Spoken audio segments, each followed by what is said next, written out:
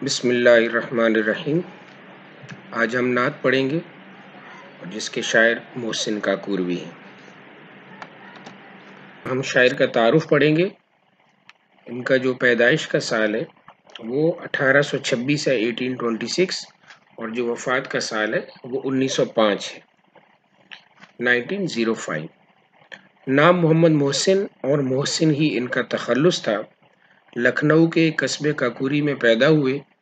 علوم متداولہ کے حصول کے بعد انگریزی تعلیم حاصل کی اور عدالتی کاموں میں مشغول ہو گئے۔ بعد ازاں وکالت کا امتحان پاس کیا اور آگرے میں پریکٹس کرتے رہے۔ یعنی کہ لکھنؤ میں پیدا ہوئے اور اس زمانے کی جو عام تعلیم دی جاتی تھی وہ انہوں نے تعلیم حاصل کی، بعد میں وکالت پاس کی یعنی وکیل بن گئے، اور آگرہ جو شہر ہے وہاں پر وہ بطور وکیل پریکٹس کرتے رہے۔ روایت ہے، یعنی یہ کہا جاتا ہے کہ محسن 9 سال کے تھے، یعنی 9 ایئرز اولڈ تھے، کہ انہیں خواب میں رسول اللہ صلی اللہ علیہ وآلہ وسلم کی زیارت نصیب، یعنی خواب میں انہوں نے نبی اکرم صلی اللہ علیہ وسلم کو دیکھا، جس پر اظہار مسرت کے طور پر انہوں نے ایک فارسی نظم لکھی۔ محسن کاکوروی کا زیادہ تر کلام حمدیہ اور نعتیہ ہے، اور ان کی وجہ شہرت بھی ان کا نعتیہ کلام ہے، یعنی ان کا زیادہ تر کلام جو ہے وہ اللہ اور رسول کی تعریف و توصیف میں لکھا گیا ہے، اور وہ فیمس بھی اسی وجہ سے۔ ان کا کلام کلیات نعت محسن کے نام سے تباہ ہو چکا ہے۔ محسن کی شاعری مجموعی طور پر زبان دانی کا ایک عمدہ نمونہ ہے، جس میں عربی و فارسی کے علاوہ ہندی الفاظ بھی استعمال کیے گئے ہیں۔ ان کی نعتوں میں صداقت اور خلوص موجود ہے۔ ان کا اسلوب شگفتہ اور رواں دواں ہے۔ دبستان لکھنؤ سے تعلق کی وجہ سے، اب دبستان لکھنؤ کیا ہے؟ بنیادی طور پر دبستان کہتے ہیں اسکول آف تھاٹ، یعنی لکھنؤ کے جو رہنے والے لوگ تھے، چاہے وہ ادیب تھے چاہے وہ شعراء تھے، ان کا مائنڈ سیٹ کیا تھا، ان کا ادبی پس منظر کیا تھا، یا کس انداز میں لکھتے تھے، تو وہ دبستان کہلاتا ہے۔ تو اس زمانے میں 2 دبستان بہت مشہور تھے ہندوستان میں، ایک دبستان لکھنؤ اور دوسرا دبستان دلی۔ دبستان دلی جو ہے وہ اپنی سادہ اور رواں دواں نثر کی وجہ سے مشہور تھا، جبکہ دبستان لکھنؤ جو ہے وہ اپنی مشکل نثر کی وجہ سے مشہور تھا۔ تو دبستان لکھنؤ سے تعلق کی وجہ سے ان کے ہاں شوکت الفاظ پائی جاتی ہے، یعنی الفاظ کا جو چناؤ ہے وہ ان کے ہاں جو ہے وہ بڑا شاندار ہے، لیکن وہ مشکل الفاظ کو بڑی خوبصورتی سے استعمال کرتے ہیں۔ ان کی زبان کوثر و تسنیم میں دھلی ہوئی ہے، یعنی پاک و صاف ہے۔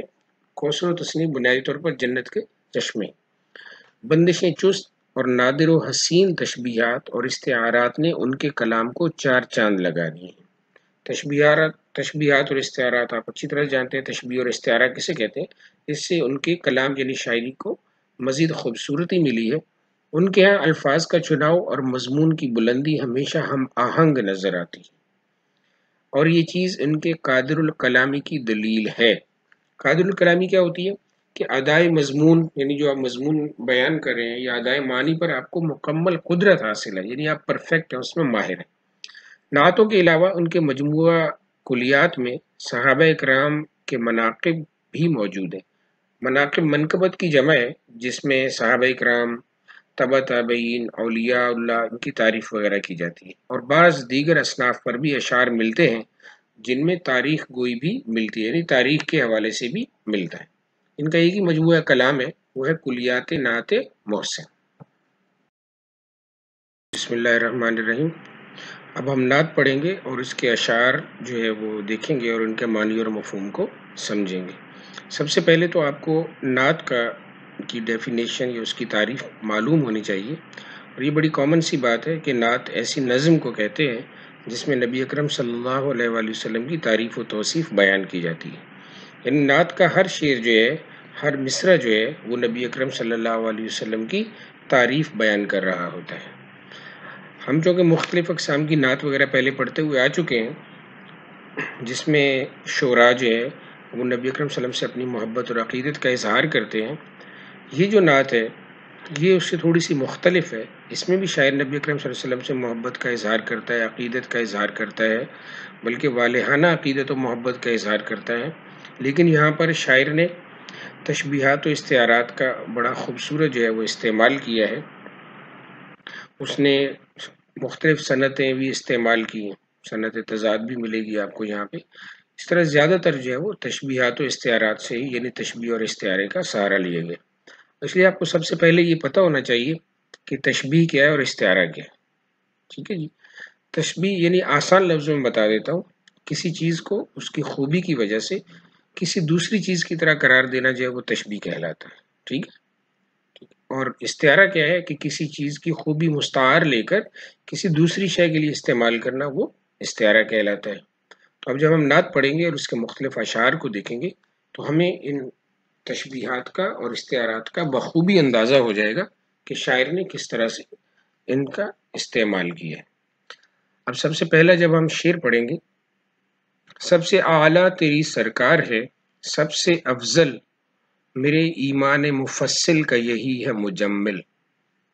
اب سب سے پہلے تو یہ جو الفاظ کے معنی ہیں ان کو آپ دیکھ لیجئے. سب سے اعلیٰ، اعلیٰ مطلب بلند تر، بلند ترین. تیری سرکار ہے یعنی تیری برگاہ ہے، بارگاہ ہے، تیری ذات بھی ہم کہہ سکتے ہیں. سب سے افضل، افضل مطلب فضیلت والا یعنی صاحب فضیلت آپ ہیں. میرے ایمان مفصل کا یہی ہے مجمل. مفصل، ایمان مفصل یعنی تفصیلی ایمان. ایمان مفصل بیشتر بچوں کو زبانی یاد ہوگا. بسم اللہ الرحمن الرحیم. آمنت باللہ و ملائکتہ و کتبہ و رسلہ والیوم الآخر والقدر خیرہ و شرہ من اللہ تعالی والبعث بعد الموت. ٹھیک ہے. تو یہ ہو گیا مجمل. مجمل کہتے ہیں خلاصے کو.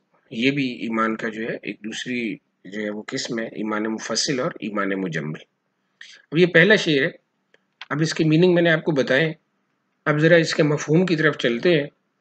تو اس کا مفہوم کیا بنے گا؟ اس کا مفہوم کچھ ایسے ہوگا کہ شاعر جو ہے وہ نبی اکرم صلی اللہ علیہ وسلم سے اپنی والہانہ محبت اور عقیدت کا اظہار کر رہا ہے، یا اظہار کرتے ہوئے کہتا ہے کہ آپ کی بارگاہ ہی سب سے اعلیٰ اور فضیلت والی ہے، یعنی آپ ہی کی ذات ہے جو سب سے اعلیٰ ہے اس دنیا میں اور سب سے افضل ہے، یعنی آپ صاحب فضیلت ہیں. یعنی آپ کی ذات بابرکات ہی کی وجہ سے یہ کائنات تخلیق کی گئی ہے. یعنی آپ اتنے بلند ہیں، آپ اتنے افضل ہیں کہ آپ کی وجہ سے اللہ نے یہ کائنات تخلیق کی ہے. اور آپ کو پتہ ہے نا کائنات کیا ہے؟ اللہ کے علاوہ جو چیز بھی اس دنیا میں موجود ہے، یعنی اس زمین و آسمان میں جو چیز بھی موجود ہے وہ تمام کی تمام جو ہے وہ کائنات کہلاتی ہے. ٹھیک ہے. تو شاعر کیا کہہ رہا ہے کہ آپ وجہ کائنات ہیں، اللہ کے بعد رتبہ آپ کا ہی ہے. وہ شیخ سعدی کا جو مصرع مشہور ہے نا کہ بعد از خدا بزرگ توئی قصہ مختصر. ٹھیک ہے. تو یہی بات جو ہے وہ شاعر یہاں پہ کہہ رہا ہے. اور دوسرے مصرے میں وہ کیا کہتا ہے کہ میرے ایمان مفصل. ٹھیک ہے. کہ بھئی میرے ایمان کا خلاصہ ہی یہی ہے، میرا جتنا بھی ایمان ہے کہ آمنت باللہ و ملائکتہ، یہ جتنے بھی یعنی چیزیں ہیں، یہ اسی صورت میں میرا ایمان جو ہے وہ کامل ہوگا کہ جب میں آپ کی افضلیت کو یا آپ کے اعلیٰ مرتبے کو تسلیم کروں گا، یعنی میرا ایمان اسی وقت مکمل ہو جائے گا. اب دوسرے شعر پہ آئیے. گلے خوش رنگ رسول مدنی و عربی، گلے خوش رنگ رسول مدنی و عربی، زیب دامان ابد ترہ دستار ازل. گلے خوش رنگ، گل کہتے ہیں پھول کو، خوش رنگ یعنی خوبصورت رنگ والا، مطلب یعنی سمپل خوبصورت ترین. رسول مدنی و عربی یعنی نبی علیہ وسلم کو کس چیز سے تشبیہ دے رہا ہے؟ گل خوش رنگ کہہ رہا ہے. زیب دامان ابد، زیب کہتے ہیں حسن کو، دامان ابد یعنی آخرت کا دامن کا، یعنی آخرت کا حسن ہے آپ. ترہ دستار ازل. ٹھیک ہے. ترہ کیا ہوتا ہے؟ ترہ وہ شملہ ہوتا ہے. آپ دستار پگڑی کو کہتے ہیں. آپ دیکھتے ہیں کہ جب ایک شخص پگڑی باندھتا ہے تو ایک پگڑی جو ہے وہ سر کے اوپر جو بال لپیٹ لیتے ہیں تو ایک کپڑے کا ٹکڑا جو ہے وہ ایسے اوپر کھڑا ہوتا ہے. ٹھیک ہے. تھوڑا بلند ہوتا ہے، اس کو ترہ بولتے ہیں، شملہ بولتے ہیں. ٹھیک ہے. تو اب اس شعر میں جو ہے وہ شاعر کیا کہہ رہے ہیں؟ شاعر جو ہے سمپل سی بات ہے کہ وہ آپ وسلم کے لیے مختلف تشبیہات استعمال کر رہے ہیں. ٹھیک ہے. اور انہی تشبیہات اور استعارات کی مدد سے وہ آپ وسلم کی تعریف بیان کر رہے ہیں. اور تعریف بیان کرتے ہوئے کیا کہتا ہے؟ وہ کہتا ہے کہ آپ صلی اللہ علیہ وسلم خوبصورت ترین پھول ہیں، ایسا پھول جس کے رنگ و خوشبو نے اس عالم کو مہکا رکھا ہے. یہاں مدنی اور عربی جو ہیں وہ آپ صلی اللہ علیہ وسلم کو علاقے کی نسبت سے پکارا گیا ہے کہ آپ عرب میں تھے، پیدا ہوئے، اور مدینہ میں آپ جو ہے وہ رہائش پذیر تھے. تو اس حوالے سے آپ کی خوشبو آپ صلی اللہ علیہ وسلم کی تعلیمات ہیں، اور رنگ جو ہیں وہ آپ کے اعلیٰ اخلاق ہیں. ٹھیک ہے، اس کو اور آپ صلی اللہ علیہ وسلم کے یہی جو آپ کی تعلیمات ہیں اور آپ کے اعلیٰ اخلاقیات ہیں، انہی نے دنیا کے حسن کو 4 چاند لگا دیے. ٹھیک ہے، اب دوسرے مصرے کی طرف آئے تو دوسرے مصرے میں وہ آپ صلی اللہ علیہ وسلم کو جو ہے وہ کہتا ہے کہ آپ سے ہی دنیا کی خوبصورتی ہے، یعنی دنیا کا حسن آپ کے وجود سے ہے، آپ ہی کی وجہ سے ہے، اور آپ کا ذکر جو ہے وہ اس دنیا میں اسی لیے سب سے بلند ہے. ٹھیک ہے، جس طرح پگڑی کا جو ہے وہ تھوڑا بلند ہوتا ہے، اسی طرح سے آپ کا ذکر جو ہے وہ بلند ہے. اور دوسری بات یہ کہ آپ بھی بلند ہیں، آپ کا ذکر بھی بلند ہے، آپ بھی بلند ہیں، یعنی آپ انبیاء کے سردار ہیں.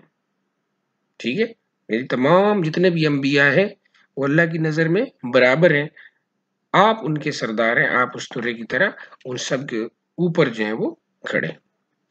اب تیسرے شعر پہ آئیے. اوج رفعت کا کمر، نخل دو عالم کا ثمر. اوج رفعت کا قمر، نخل دو عالم کا ثمر، بحر وحدت کا گوہر، چشمہ کثرت کا کنول. اوج بلندی کو کہتے ہیں، رفعت بھی بلندی اور عروج کے معنوں میں آتا ہے، قمر چاند کو کہتے ہیں، نخل درخت کو کہتے ہیں، اور دو عالم یعنی دونوں جہان دنیا اور آخرت، ثمر کہتے ہیں پھل کو. بحر وحدت، بحر سمندر کو کہتے ہیں، ایسا سمندر جس کا کوئی کنارہ نہ ہو. وحدت توحید، گوہر کہتے ہیں موتی کو. چشمہ کثرت یعنی وافر بہنے والا چشمہ. ٹھیک ہے، چشمہ کوثر بھی کہہ سکتے ہیں، آب کوثر بھی کہتے ہیں چشمہ کثرت. کنول، کنول اصل میں سفید رنگ کا پھول ہوتا ہے جو پانی میں اگتا ہے اور بڑا ہی خوبصورت لگتا ہے. ٹھیک ہے جی. اب تیسرے شعر پہ اگر آئے اور اس کا ہم اگر مفہوم جو ہے وہ دیکھیں کیا بنتا ہے، تو اس کا مفہوم کچھ اس طرح سے بنے گا کہ شاعر جو ہے اس نے آپ صلی اللہ علیہ وسلم کی تعریف میں آپ صلی اللہ علیہ وسلم کو 14ویں رات کے چاند اور ایک ایسے درخت سے تشبیہ دی ہے جس کا پھل دنیا اور آخرت دونوں زندگیوں میں انسان کے کام آ سکتے ہیں. ٹھیک ہے، یعنی آپ صلی اللہ علیہ وسلم 14ویں رات کے چاند کی طرح جس کا نور سے پوری دنیا منور ہو جاتی. ٹھیک ہے، اور آپ نے پوری دنیا کو منور کیا، یعنی عرب کو جو ہے وہ ظلمت سے اندھیرے سے نکال کر ایمان کے نور سے جگمگا دیا. ٹھیک ہے، اور دوسرا کہ آپ صلی اللہ علیہ وسلم کی تعلیمات نے ہماری دنیا اور آخرت کو سنوار دیا، دونوں دو عالم کا ثمر. ٹھیک ہے، اور اس سے بالا کیا، اس سے بڑھ کے یہ ہے کہ آپ صلی اللہ علیہ وسلم جو ہے وہ شافع محشر ہیں، قیامت والے دن اپنی امت کی شفاعت بھی کریں گے. تو کیسی ذات ہے آپ صلی اللہ علیہ وسلم کی، نخل دو عالم کا ثمر، یعنی دونوں دنیاؤں میں آپ صلی اللہ علیہ وسلم نے پھل ہی پھل ہے، فائدہ ہی فائدہ ہے اپنی امت کے لیے. ٹھیک ہے، اور دوسرے مصرے میں شاعر کہتا ہے کہ آپ صلی اللہ علیہ وسلم اللہ کی وحدت کے سمندر کا سب سے چمکدار اور قیمتی موتی. آپ صلی اللہ علیہ وسلم کی ذات نے اس دنیا و مافیہ کو اور اللہ کی وحدانیت سے جو ہے وہ روشناس کرایا اور لوگوں کو اللہ کی طرف لوٹایا جو اللہ کے راستے سے بھٹک کر کفر کے راستے پر چلے گئے تھے. اور شاعر نے مزید کیا کہا کہ آپ حوض کوثر کا کنول ہیں، اس میں کھلا ہوا خوبصورت ترین جو ہے وہ پھول ہے، آپ پاکیزہ چشمے کا پاکیزہ ترین پھول ہے. ٹھیک ہے جی. اب آ جائیں اگلے شعر پہ. ہے تمنا کے رہے نعت سے تیرے خالی، ہے تمنا کے رہے نعت سے تیرے خالی، نہ میرا شعر نہ قطعہ نہ قصیدہ نہ غزل. اور خوبصورت شعر ہے. تمنا مطلب آرزو، ہے تمنا کے رہے نعت سے تیرے خالی یعنی تیری تعریف سے خالی، نہ رہے نہ میرا شعر یعنی شعر بھی میرا خالی نہ رہے، میرا قطع بھی خالی نہ رہے، میرا قصیدہ بھی خالی نہ رہے، میری غزل بھی خالی نہ. یعنی اس نے شاعری کی مختلف اقسام لکھی ہیں. سمپل یہ ہے کہ شعر آپ بہتر طور پر جانتے ہیں کہ کلام موضوع جو ہے وہ شعر کہلاتا ہے جو مقررہ وزن اور بحر میں لکھا جاتا ہے. ٹھیک ہے، جبکہ جو قطع ہے یہ ایسی صنف سخن ہے جس میں 2 یا 2 سے زیادہ اشعار جو ہیں وہ ایک مسلسل مضمون میں لکھے جاتے ہیں. ٹھیک ہے، اور قصیدہ جو ہے جو کسی کی تعریف میں لکھا جاتا ہے، ٹھیک ہے، اور غزل بھی شاعری کی یہ قسم ہے جس میں حسن و عشق کی کیفیات کا اظہار کیا جاتا ہے۔ تو شاعر یہ کہتا ہے کہ میں جو بھی شاعری کروں، چاہے میں شعر کہوں، چاہے میں قطع لکھوں، چاہے میں قصیدہ کہوں، چاہے میں غزل کہوں، جو بھی کہوں، ہر ایک میں صرف تیری ہی تعریف ہو، یعنی وہ تیری تعریف سے خالی نہ ہو۔ یعنی یہ شاعر جو ہے وہ آپ صلی اللہ علیہ وسلم سے اپنی انتہائی عقیدت کا اظہار کر رہا ہے، محبت کا اظہار کر رہا ہے۔ اب اگلا شعر دیکھیے، وہ میرا ریشہ امید وہ نخل سرسبز، وہ میرا ریشہ امید وہ نخل سرسبز، جس کی ہر شاخ میں ہو پھول، ہر ایک پھول میں پھل۔ ٹھیک ہے، ریشہ امید، ریشہ ویسے باریک کو کہتے ہیں، ریشہ امید یعنی میری معمولی سی باریک سی بھی اگر امید ہے، ٹھیک ہے نا، وہ آپ ہی ہوں، اور وہ آپ کی وجہ سے وہ نخل سرسبز بن جائے، یعنی سرسبز و شاداب درخت کی شکل اختیار کر لے، ٹھیک ہے، جس کی ہر شاخ میں ہو پھول، ہر ایک پھول میں پھل، جس کی ہر شاخ میں پھول کھلے ہوں اور وہ پھول جو ہے وہ پھل جو ہے وہ کی شکل اختیار کر لیں آگے ان پہ، اس یعنی کہ پھول پھل بن جائے آگے آگے، ٹھیک ہے نا۔ یعنی سمپلی کیا ہو گیا کہ شاعر کہتا ہے کہ میری کمزور سی امید جو ہے وہ ایک تناور درخت کی شکل اختیار کر لے جس میں پھول کھلے، ٹھیک ہے، اور پھل آئے۔ یعنی سمپل بات یہ کہ شاعر یہ کہتا ہے کہ میری ساری آرزویں اور امیدیں، وہ خواہشات میری پوری۔ اگلا شعر دیکھیے کہ رخ انور کا تیرے دھیان رہے باد فنا، میرے ہمراہ چلے راہ آدم میں مشعل۔ رخ انور کا، رخ کہتے ہیں روشن چہرے کو، رخ ویسے چہرے کو کہتے ہیں، انور نور یعنی روشن، چمکتا ہوا روشن، دھیان رہے بعد فنا، فنا مطلب مرنے کے بعد، میرے ہمراہ چلے راہ عدم میں مشعل، مشعل چراغ، راہ عدم آخرت کے سفر میں، یعنی کہ جب موت فرشتہ میری روح قبض کر لے اور میں جو ہے وہ عالم ارواح کی طرف جا رہا ہوں، یعنی اللہ کی طرف میں جا رہا ہوں، آخرت کی طرف جا رہا ہوں، تو پھر آپ کا چہرہ جو ہے وہ ایک مشعل کی طرح، ایک چراغ کی طرح میری رہنمائی کرے۔ یعنی شاعر یہ چاہتا ہے کہ آپ صلی اللہ علیہ وسلم کا دیدار جو ہے وہ مجھے موت کے وقت نصیب ہو، ٹھیک ہے، آپ کا دیدار مجھے موت کے وقت نصیب ہو اور میرے لیے وہ ایک مشعل کا کام کرے، ایک چراغ کا کام کرے اور میری روح کو آخرت کی طرف لے کر جائے۔ اور آخری شعر ہے، صف محشر میں تیرے ساتھ ہو تیرا مداح، صف محشر میں تیرے ساتھ ہو تیرا مداح، ہاتھ میں ہو یہی مستانہ قصیدہ یہ غزل۔ صف محشر یعنی روز قیامت، محشر روز قیامت کو کہتے ہیں، تو صف محشر یعنی قیامت والے دن جب ساری امتوں کی لائن لگی ہوگی تو اس وقت میں تیرا مداح، تیری تعریف کرنے والا، اس دن میں تیرے ساتھ کھڑا ہوں، میں اس قطار میں تیرے ساتھ ہوں، ہاتھ میں ہو یہی مستانہ قصیدہ، مستانہ مطلب سرشار لبریز، جو آپ کی محبت میں نے کہا ہے، یہ قصیدہ یہ غزل، اور میرے ہاتھ میں جو ہے یہی قصیدہ اور غزل ہو۔ اب کیا ہے، اب شاعر یہاں پہ یہ کہہ رہے کہ قیامت والے دن جب تمام لوگوں کو ان کا اعمال نامہ مل رہا ہوگا تو میری یہ خواہش ہے، میری یہ دعا ہے، میری یہ آرزو ہے کہ ایک تو اس دن میں قطار کے آپ کے ساتھ کھڑا ہوں قطار میں، اور دوسری بات یہ ہے کہ بطور نامہ اعمال میرے ہاتھ میں میرا یہ قصیدہ یا غزل ہو، ٹھیک ہے، یعنی میرے نامہ اعمال میں یہ چیز ہو۔ ایک بات تو یہ ہو گئی، دوسری یہ بھی یہ بھی اس کا مفہوم ہو سکتا ہے کہ جو مجھے قیامت والے دن نامہ اعمال ملے تو میرے نامہ اعمال میں صرف اور صرف آپ ہی کی تعریف لکھی ہوئی ہو، یعنی میرے نامہ اعمال میں جو بھی لکھا ہوا ہو وہ صرف اور صرف آپ ہی کی تعریف لکھی ہو کہ اس شخص نے ساری زندگی آپ صلی اللہ علیہ وسلم کی تعریف میں ہی گزار دی ہے، ٹھیک ہے جی۔ اب یہ کافی مطلب ڈیٹیل جو ہے میں نے مفہوم آپ کو بتایا، اس کی وجہ یہ تھی کہ شاعر نے جو مختلف تشبیہات اور استعارات یہاں پر استعمال کیے ہیں تو ان کی وضاحت جو ہے وہ لازم تھی، وہ ضروری تھی، ٹھیک ہے جی۔ تو یہ نعت ہماری ختم ہوئی ہے، تو آپ جو ہے وہ لازم سبسکرائب کریں، اس کو لائک کریں، اس کو شیئر کریں اور اپنے دوستوں کو بھی بتائیں تاکہ ان کو بھی جو ہے اس سے استفادہ کرنے کا موقع ملے. تھینک یو بہت. اللہ حافظ.